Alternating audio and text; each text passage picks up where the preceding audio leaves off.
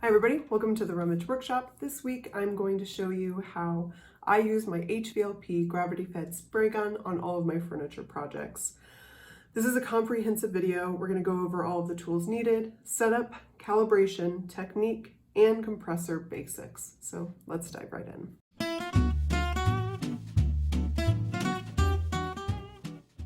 So here's a list of all of the things that you're going to need to get started. No less than a 29-gallon compressor, 50-foot air hose, a coupler kit, an HVLP gravity-fed spray gun, an air pressure gauge, plumber's tape, paint strainers, and a respirator. I've included links to all of the tools that you're going to need in the description box below. Here's the process I use every time I need to use my spray gun. First, I plug in my hose to the quick release valve right on the compressor. I have an Audi coupler on the end of my hose to make attaching really easy.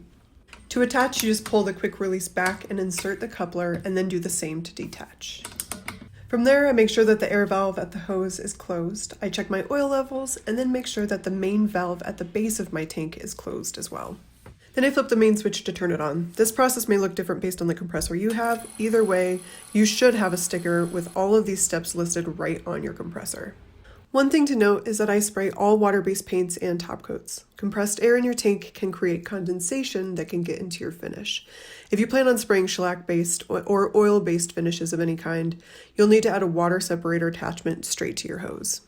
Usually it takes my compressor 10 minutes to fill. While that's going, I prep my gun and my paint. At the other end of my hose, I have a short coupler connecting my pressure gauge, and then I twist my gun right in at the top of my gauge. Many people prefer to have a quick release here, but I find that it adds a little bit too much bulk to my gun, making it hard to spray in tighter spaces. But you know what? Couplers are cheap, so I encourage you to find the setup and the configuration that works the best for you. I use plumber's tape at every connection point, including my gun. You'll be able to hear if you have leaks, so it's always good to have plumber's tape on hand. Next, I twist the gun into my hose, make sure the filter is in place, connect the hopper, and then attach the nozzle.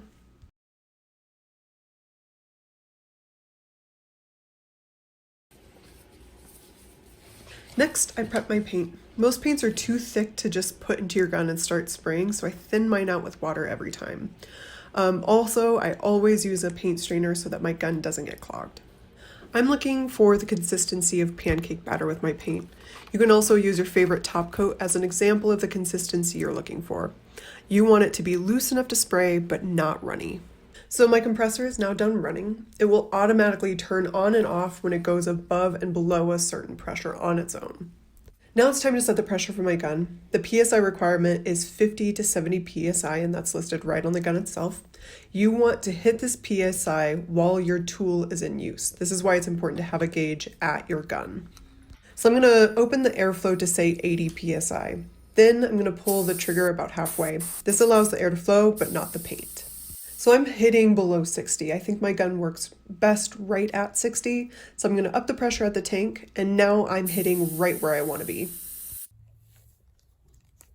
Before you spray anything, be sure to wear a respirator that's rated for spraying paint. Do the shake test to make sure that it's snug. All right, now we're ready to spray some paint. You can adjust the nozzle in the front. When the nozzle is up and down, your spray pattern is going to be horizontal. And then when it's side to side, your spray pattern is going to be vertical. You can use the knob on the side to widen or tighten your spray pattern. When you tighten your spray pattern, you're going to have to manage the paint flow with the knob on the back of the gun. That way you don't have too much paint coming out all at once, causing drips. I spoke about this a little bit in last week's video. When you're spraying, it should look like a plane landing and taking off. I prefer to release the trigger at the edges to prevent paint waste and overspray.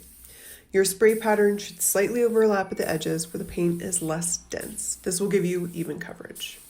You can change your nozzle direction to get into tighter spaces, and remember, it's better to spray on 2 light coats than 1 heavy one that drips all over the place and then you cry yourself to sleep.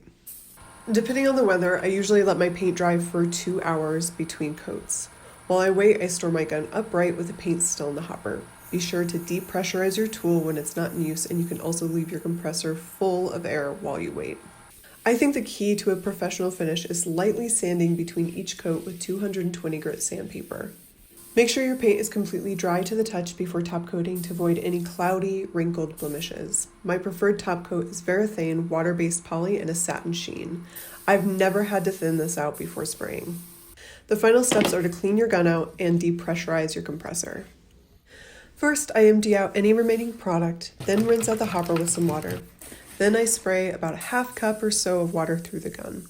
I like to wrap a plastic bag around the nozzle while I do this so it doesn't spray everywhere. Then I'll bring my gun inside and clean out all of the components using a sponge and wire brush. Be sure to dry everything well, especially the iron tip, as this is prone to getting rust on it.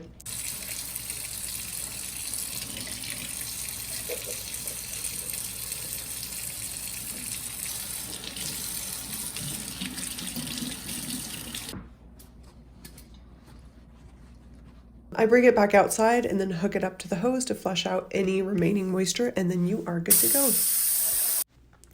Next, I empty my compressor's tank. I don't like to keep it full for more than 48 hours. The condensation created by the air pressure will begin to pool at the base of your tank and can cause corrosion over time. So I empty mine after each project. So I just pop on some ear protection and release the valve at the base of the tank. Be sure that your projects are all dry to the touch, as this can stir up quite a bit of dust. So that's the full process. Tried to add as much information here without overwhelming you with a bunch of jargon and just extra details that you didn't need to get started. Hopefully this will be a little guide for you when you're first getting started setting up your own system, or in deciding if this is the right system for you in the first place. So all in, my HVLP system ended up costing me just under $500. I know that that is not a small investment, but in the end, I would never go back. It gives me smooth, professional results every single time. Please let me know if you have any questions in the comments. I'll do my best to answer every single last one. Thank you guys so much for following, and I will see you back here next week for another transformation.